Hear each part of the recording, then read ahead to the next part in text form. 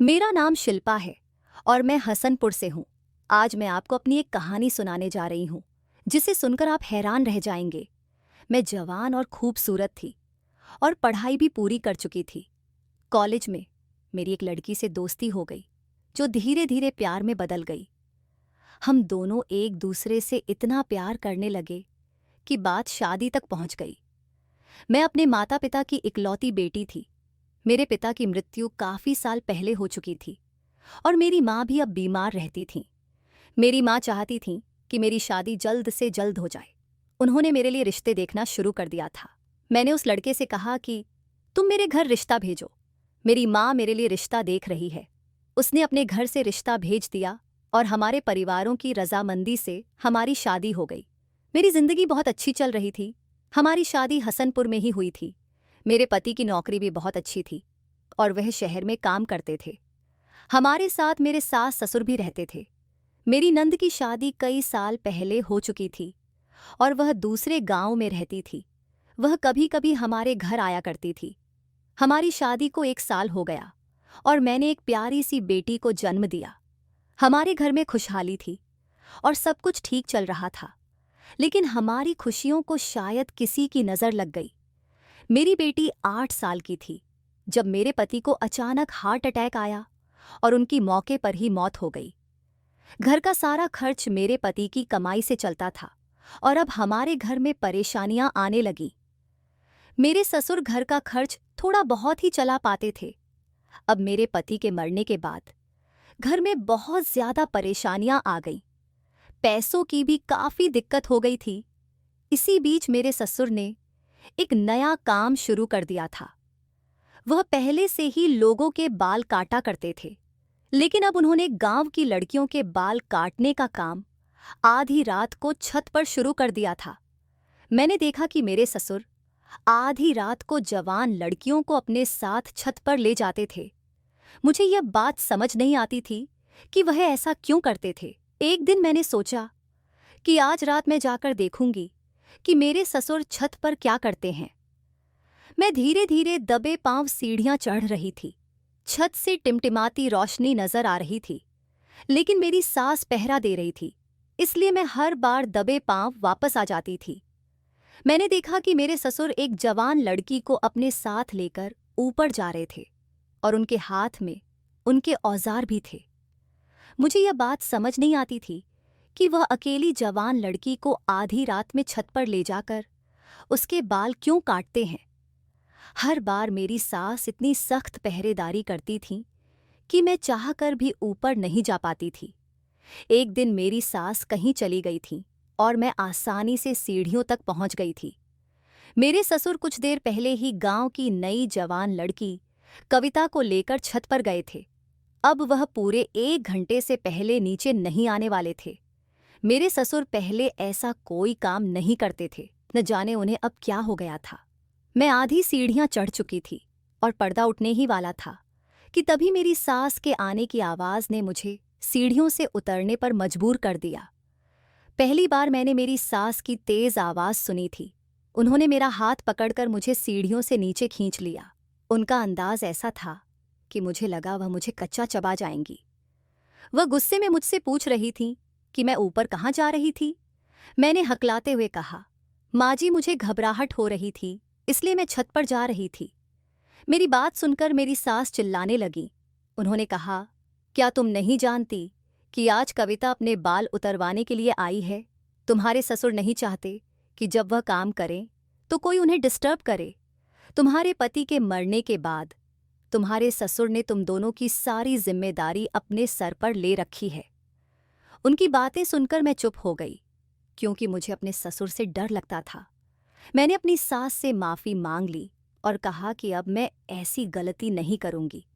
मेरी सास ने मुझसे कहा, चलो अपने कमरे में जाकर सो जाओ, कहीं तुम्हारी बेटी ना जाग जाए। मैं अपने कमरे में आ गई। कमरे में आकर मेरे दिमाग में यही बात घूम रही थी कि आखिर मेरे ससुर को इतनी भी तन्हाई की क्या ज़रूरत थी। पहले तो वह अपनी दुकान पर खुलेआम बाल काटा करते थे, अब उन्हें सिर्फ 2 से तीसरा इंसान बर्दाश्त नहीं होता था। पहले तो मेरे ससुर को किसी भी तन्हाई की ज़रूरत नहीं होती थी और न ही किसी के आने जाने से उन्हें कोई परेशानी थी।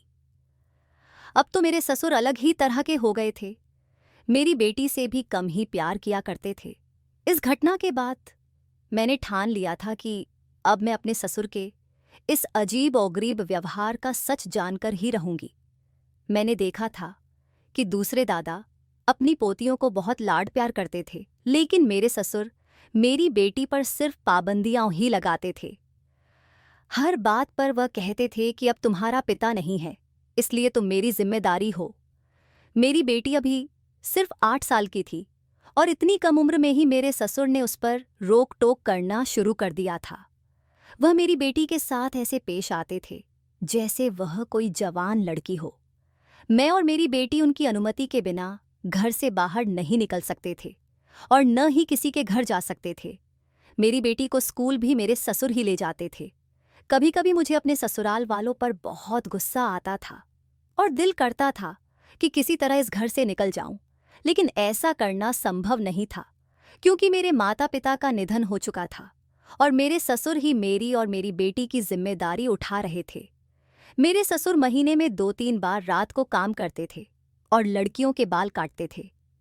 वह यह काम हमारे घर की छत पर ही करते थे। बाकी समय वह घर में ही रहते थे और हम पर नजर रखते थे। मेरे पति की मौत के बाद घर की सारी जिम्मेदारी मेरे ससुर पर आ गई थी और इसी वजह से वह मेरी बेटी पर अपना पूरा हक जताते थे। मेरी सास अपने पति से बहुत डरती थी। मैंने देखा था कि उन्होंने कभी अपने पति से नजर मिलाकर बात नहीं की थी। मेरे ससुर की वजह से मेरी बेटी का बचपन जवान लड़कियों की तरह गुजर रहा था। मेरी बेटी को भी अब समझ में आने लगा था कि उसके दादा क्या काम करते हैं। कभी कभी वह मुझसे पूछती थी कि दादा लड़कियों के बाल क्यों काटते हैं। मुझे भी यह बात समझ नहीं आती थी कि मेरे ससुर सिर्फ बालिग लड़कियों के बाल ही क्यों काटते हैं। यह बात मेरे लिए बहुत हैरान करने वाली थी और मैं इस बारे में जानने के लिए बहुत उत्सुक थी। कई बार मैंने सोचा कि ससुर जी को किसी लड़की के बाल काटते हुए देखूंगी, लेकिन उनका तरीका ही अलग था। वह आधी रात को बालिग लड़कियों को घर बुलाते और छत पर ले जाकर उनके बाल काटते। सारे गांव में यह मशहूर था कि मेरे ससुर जिस लड़की के बाल काटते हैं उसकी जवानी बहुत खूबसूरत होती है, इसलिए लोग खुशी खुशी अपनी जवान लड़कियों को मेरे ससुर के पास बाल कटवाने के लिए भेजते थे ताकि उनकी बेटियों की किस्मत बदल जाए। लेकिन यह बात मेरी समझ से बाहर थी कि बाल कटवाने से किसी लड़की का भाग्य कैसे बदल सकता है, और वह भी आधी रात को अकेले में। कई बार मैंने इस हकीकत को जानने की कोशिश की, लेकिन कभी मुझे जाने का मौका नहीं मिला क्योंकि मेरी सास सीढ़ियों पर पहरेदारी करती थी और किसी को भी छत पर जाने नहीं देती थी। एक दिन पड़ोस की लड़की बालिग हो गई तो उसे भी मेरे ससुर के पास लाया गया। मैं खुश हो गई कि यह तो पड़ोस की ही लड़की है, अगली सुबह उसके घर जाकर बात करूंगी। लेकिन जब मैं अगले दिन चोरी छुपके उसके घर गई तो उसने और उसकी मां ने मुझे कुछ नहीं बताया। वह बिल्कुल खामोश थी। मुझे ये देखकर हैरानी हुई कि इतनी शरारती और चुलबुली लड़की अचानक से इतनी चुप क्यों हो गई। मेरी बेटी ने बताया कि स्कूल के सारे बच्चे उसे चिढ़ा रहे थे। हो सकता है कि वह शर्मिंदगी की वजह से खामोश हो गई हो, लेकिन मुझे यह समझ नहीं आ रहा था कि आखिर उसके खामोश होने के पीछे क्या राज है। काफी समय तक यह सब चलता रहा। मैंने कई बार छत पर जाने की कोशिश की, लेकिन हर बार मेरी सास आकर मुझे रोक देती थी। मैंने अपनी बेटी को भी छत पर भेजा, लेकिन उसे भी डांटकर भगा दिया जाता था। मेरी सास मुझसे कहती थी कि तुम्हारे दादा ही तुम्हारे पिता के मरने के बाद तुम्हारी देखभाल कर रहे हैं, इसलिए उनके काम में दखल मत दो। शुरुआत में मुझे सास की बातें समझ में नहीं आती थीं, लेकिन फिर मैंने सोचा कि मैं विधवा हूं और मुझे पूछने वाला और कोई नहीं है। मेरे सास ससुर के अलावा इस दुनिया में मेरा कोई सहारा नहीं है। मेरे माता पिता मर चुके थे और कोई रिश्तेदार गांव में नहीं रहता था जिसके पास मैं जा सकूं। सारे रिश्तेदार शहर में रहते थे और किसी ने मेरे माता पिता के मरने के बाद मुझे पलट कर नहीं देखा था। किसी ने मेरा हाल तक नहीं पूछा था। ऐसे में मेरे सास ससुर ही थे जो हर वक्त मेरे साथ खड़े रहते थे। मैं अपनी बेटी को अपना सहारा बनाना चाहती थी। मैं उसे पढ़ाना लिखाना चाहती थी पढ़ा लिखा कर कामयाब बनाना चाहती थी। आखिर कब तक अपने ससुर की कमाई पर रह सकती थी। गांव में औरतों को काम करने की अनुमति नहीं दी जाती थी, इसलिए मैं चुपचाप घर में रहकर अपनी बेटी को ससुर की कमाई से पढ़ा रही थी। मेरी बेटी को भी पढ़ने का बहुत शौक था।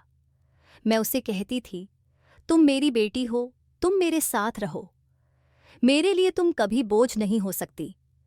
जब तक मैं जिंदा हूं, तुम्हें किसी चीज की कमी नहीं होने दूंगी।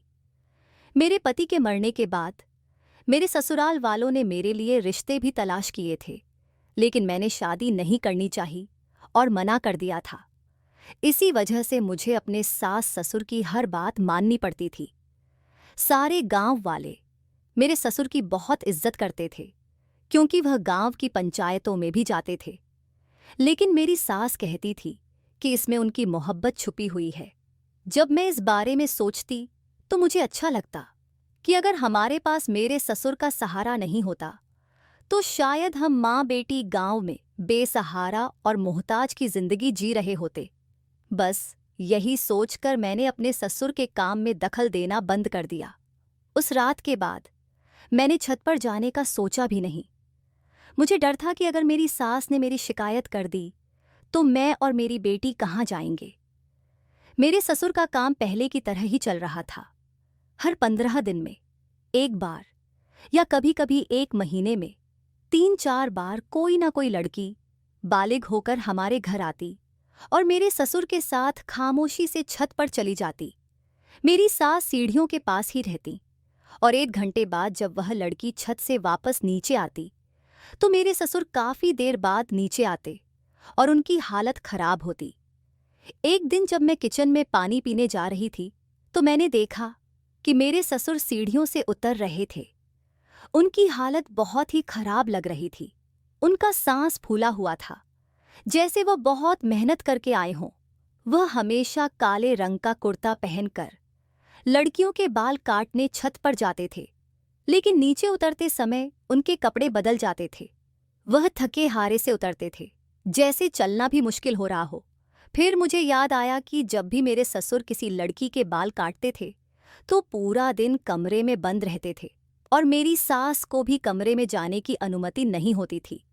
एक रात मैं किचन में गई तो मैंने देखा कि मेरी सास चुपके चुपके आंसू बहा रही थीं।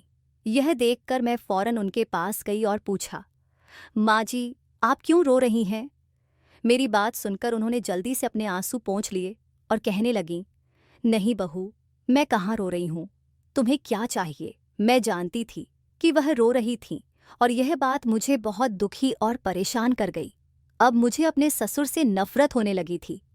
मैंने देखा कि जब भी मेरे ससुर किसी लड़की के बाल काटकर नीचे आते तो मेरी सास चुपके चुपके रोती थीं। धीरे धीरे वक्त गुजरता गया और मेरी बेटी भी जवान होने लगी थी। एक दिन मेरी सास ने मेरी बेटी का माथा चूमते हुए कहा, मैं चाहती हूँ कि तुम्हारे दादा के हाथों तुम्हारी किस्मत चमक जाए। यह सुनकर मैं बहुत परेशान हो गई। मेरी बेटी रोने लगी और कमरे में चली गई। मैं भी उसके पीछे पीछे गई। उसने मुझसे कहा, माँ, मैं किसी भी हाल में बाल नहीं कटवाना चाहती। मैंने भी उसे समझाया कि मैं ऐसा नहीं चाहती। तभी मेरी सास भी कमरे में आ गईं और कहने लगीं, तुम्हारे दादा ने जिस लड़की के भी बाल काटे हैं उसकी किस्मत चमक गई है। तुम्हारे दादा के हाथों बाल कटवाने से तुम्हारी किस्मत भी बदल जाएगी। मैंने अपनी सास से मना किया, लेकिन उन्होंने मेरे ससुर को बुलाया और कहा, आज रात आपको अपनी पोती के बाल काटने हैं। यह सुनकर मेरे ससुर के चेहरे का रंग फीका पड़ गया। वह कहने लगे, क्या हमारी पोती भी बालिग हो गई है? मेरी सास मुस्कुराते हुए बोली, हाँ, अब हमारी पोती की बारी है। मेरी सास ने मेरी बेटी को ससुर के साथ छत पर भेज दिया। मैं उसे रोकने की बहुत कोशिश कर रही थी, लेकिन मेरी सास ने जबरदस्ती उसे छत पर भेज दिया और खुद वापस आ गई। मिशामदू, मैं अपनी सास के आगे हाथ जोड़कर खड़ी थी और उनसे मिन्नतें कर रही थी कि वह मेरी बेटी के बाल ना कटवाएं। लेकिन मेरी सास मुझे समझा रही थी कि यह सब हमारी भलाई के लिए है। थोड़ी देर बाद मेरी बेटी रोती हुई मेरे पास आई और मैंने देखा कि उसके बाल सही सलामत थे। यह देखकर मेरी सास के चेहरे का रंग फीका पड़ गया था। कि उसके बाल कटे नहीं थे, बल्कि ठीक थे। मैं अपनी बेटी को कमरे में ले गई और अंदर से दरवाज़ा बंद कर लिया। मैंने उससे पूछा, दादा ने तुम्हारे साथ क्या किया था? उसने बताया, दादा ने पहले अपना काला कुर्ता पहना और फिर मेरे सामने आकर बैठ गए। जब दादा मेरे करीब आए तो मेरी जान निकल गई।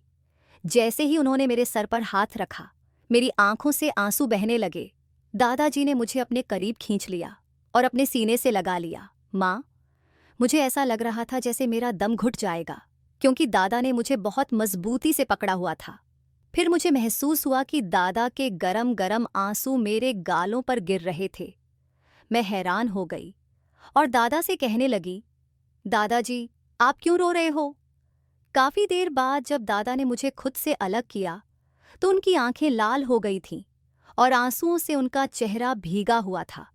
उन्होंने मुझसे कहा, मेरी बेटी, मैं तेरे बाल नहीं काट सकता, मैं तेरे साथ कुछ गलत नहीं कर सकता। तू मेरा अपना खून है, तू मेरे इकलौते बेटे की निशानी है। दादाजी की बातें मुझे समझ में नहीं आ रही थीं, लेकिन उनके शब्दों ने मुझे चौंका दिया था। मैंने उनसे पूछा, आखिर आप क्या कहना चाहते हैं? दादा ने मुझे वापस आपके पास भेजते हुए कहा, अपनी माँ से कहना कि दादाजी तुम्हारे बाल नहीं काट रहे हैं। और मैं आपके पास भागी चली आई। अपनी बेटी की बातें सुनकर मुझे बहुत हैरानी हुई। फिर मैं अपनी बेटी के साथ ससुर के कमरे की तरफ चली गई। वहां देखा कि मेरे ससुर मेरी सास के कदमों में बैठे रो रहे थे और माफी मांग रहे थे। मेरी सास भी सिसक सिसक कर रो रही थीं। यह देखकर मैं परेशान हो गई और उनसे पूछा, आखिर मामला क्या है? आप दोनों कितनी देर से एक दूसरे के पास बैठकर रो रहे हैं? मेरे ससुर ने मेरी आंखों और मेरी बेटी की आंखों में आंसू देखकर कहा, आज मैं तुम्हें एक सच्चाई बताना चाहता हूं। शायद इसे सुनकर तुम्हारे रोंगटे खड़े हो जाएंगे। उन्होंने रोते हुए बताया, आज से कई साल पहले की बात है। मैं इस गांव के चौधरी का खास नौकर था और सिर्फ चौधरी के ही बाल काटा करता था। चौधरी बहुत अय्याश आदमी था और उसकी आदत मुझे बिल्कुल पसंद नहीं थी, लेकिन मेरी मजबूरी थी कि मुझे यह नौकरी करनी पड़ रही थी। फिर एक दिन चौधरी ने मुझे नौकरी से निकालकर एक नया काम सौंपा, लेकिन वह काम मैं नहीं करना चाहता था। इसलिए मैंने चौधरी का काम छोड़ दिया और गांव में अपनी दुकान खोल ली। मेरे बेटे की नौकरी अच्छी थी, इसलिए हमारी आर्थिक स्थिति ठीक थी। चौधरी मुझे दुकान पर आकर परेशान करता और अपने काम के लिए रजामंद करना चाहता था, लेकिन मैं कभी भी उसके घिनौने काम में साथ नहीं देना चाहता था। एक दिन मेरा बेटा इस दुनिया से चला गया और घर की सारी जिम्मेदारियां मेरे कंधों पर आ गईं। चौधरी ने मेरा जीना दुश्वार कर दिया था। जब मेरी आर्थिक स्थिति खराब होने लगी तो मुझे लगा कि चौधरी का काम करना ही ठीक है और मैंने हार मान ली। चौधरी ने गांव में यह बात फैला दी कि मेरे हाथों में जादू है और मैं जिसके भी बाल काटता हूं उसकी किस्मत बदल जाती है। गांव वाले अनपढ़ और सीधे साधे लोग थे, इसलिए उन्होंने चौधरी की बात मान ली। चौधरी ने यह बात फैला दी कि अगर मैं किसी बालिग लड़की के बाल उतार दूं तो उसकी किस्मत बदल जाएगी और उसकी शादी अच्छी जगह हो जाएगी। चौधरी ने मुझे लाखों रुपए देने का वादा किया और मैंने उसके पैसे लेकर यह काम शुरू कर दिया। कई सालों तक यह सिलसिला चलता रहा। फिर एक दिन तुम्हारी दादी ने मुझे बताया कि जिन लड़कियों के मैं बाल काटता हूं उनके साथ चौधरी क्या करता है। यह जानकर मेरे भी रोंगटे खड़े हो गए। मैं चौधरी के घिनौने खेल में बुरी तरह फंस चुका था और अब चाहकर भी खुद को नहीं बचा पा रहा था। तुम्हारी सास को भी यह बात पता थी, इसलिए वह छुप छुप कर रोती थीं। मैं खुद भी कई घंटे बाद नीचे आता था, क्योंकि मैं इस गंदे काम में शामिल नहीं होना चाहता था।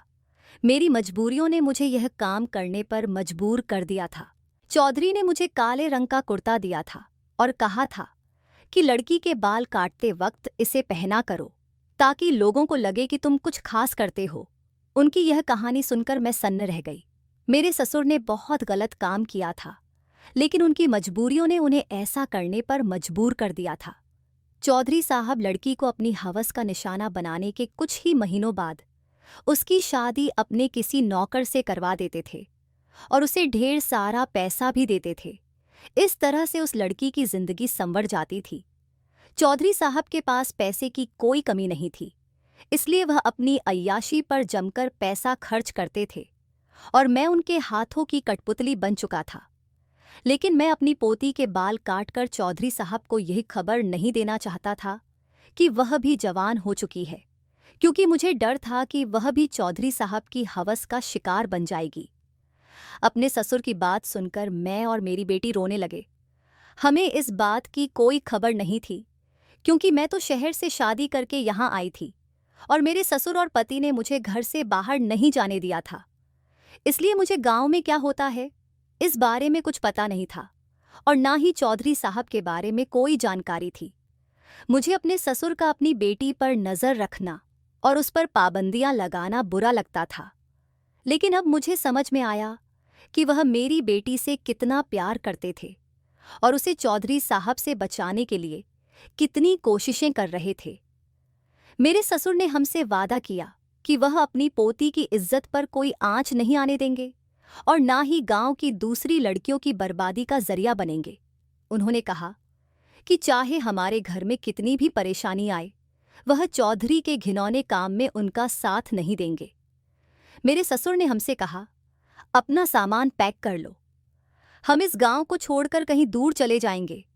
जाने से पहले वह गांव के मास्टर के नाम एक खत भी लिखकर गए, जिसमें सारी हकीकत साफ साफ लिखी थी, ताकि हमारे जाने के बाद कोई भी गांव वाला चौधरी साहब की बातों में ना बेकंडिया आए। गांव के मास्टर एक समझदार आदमी थे और उन्होंने चुपचाप गांव वालों को यह बात समझाई, जिससे यह सिलसिला हमेशा के लिए खत्म हो गया। हमें नहीं पता था कि हमारी मंजिल क्या है, लेकिन मेरे ससुर ने कदम बढ़ाया था, इसलिए हमें यकीन था कि ऊपर वाला हमारी मदद करेगा। मेरे ससुर ने गांव के मास्टर के नाम एक लंबा खत लिखा था, जिसमें उन्होंने हर बात साफ साफ लिखी थी, ताकि कोई भी लड़की बाल कटवाकर या किसी और तरीके से चौधरी साहब तक यह खबर ना पहुंचा दे कि अब वह जवान और बालिग हो चुकी है। मुझे याद है कि जब भी कोई लड़की बालिग होने के बाद गंजी होती और कुछ दिनों के बाद डरी सहमी और खामोश रहती थी, तो मुझे लगता था कि वह गंजी होने की वजह से परेशान है। लेकिन असलियत यह थी कि वह चौधरी साहब की हवस का शिकार बन चुकी होती थी। मेरे ससुर, जिनको मैं बहुत गलत समझती थी, दरअसल वह खुद भी एक तकलीफ का शिकार थे। जब हम यह गांव छोड़कर जा रहे थे तो उनके चेहरे पर सुकून था। आज भी गांवों में ऐसे बहुत से चौधरी मौजूद हैं जो इस तरह की हरकतों में शामिल हैं और सीधे साधे गांव वाले उनकी करतूतों से अनजान हैं। शहर के लोगों को चाहिए कि वह गांव में शिक्षा का प्रसार करें, ताकि सीधे साधे और भोले भाले गांव वाले ऐसे घटिया सोच के लोगों से बच सकें। मेरे ससुर ने चौधरी के जितने भी पैसे कमाए थे, उन्हें लेकर हम शहर चले आए। शहर आकर हमें बहुत परेशानियां झेलनी पड़ी, क्योंकि नया नया शहर था और हम गांव के लोग थे, इसलिए हमें रहने में दिक्कत हो रही थी। मेरे ससुर ने शहर में एक छोटा सा मकान खरीद लिया। हमारा गुजारा अच्छे तरीके से हो रहा था। मेरी बेटी जवान हो गई और वह पढ़ाई कर रही थी और बच्चों को ट्यूशन भी पढ़ाती थी। मैं भी पढ़ी लिखी थी, इसलिए मुझे भी नौकरी मिल गई। मैं सिलाई का काम भी करती हूँ। इसी तरह से हमारे घर का गुजारा चल रहा है। अब हमारी जिंदगी बहुत अच्छी चल रही है, क्योंकि अब किसी तरह की कोई परेशानी नहीं है और मेरे ससुर भी बहुत सुकून में हैं। अब वह मेरी बेटी पर कोई रोक टोक नहीं करते। शहर आने के बाद हमारी जिंदगी पूरी तरह से बदल गई। न जाने चौधरी के साथ क्या हुआ होगा, लेकिन मुझे उम्मीद है कि मास्टर ने उसके खिलाफ जरूर कोई कदम उठाया होगा। हम गरीब लोग थे। अगर गांव में रहकर चौधरी का सामना करते तो वह हमें बर्बाद कर देता। इसलिए मेरे ससुर ने गांव छोड़ने का फैसला किया था। फिलहाल हमारी परेशानियां खत्म हो गई हैं। हम तीनों औरतें बहुत अच्छी कमाई कर रही हैं और हमारे घर का खर्चा चल रहा है। ससुर भी छोटा मोटा कोई काम कर लेते हैं, लेकिन उन्होंने हमारे लिए पहले ही काफ़ी कुछ किया है।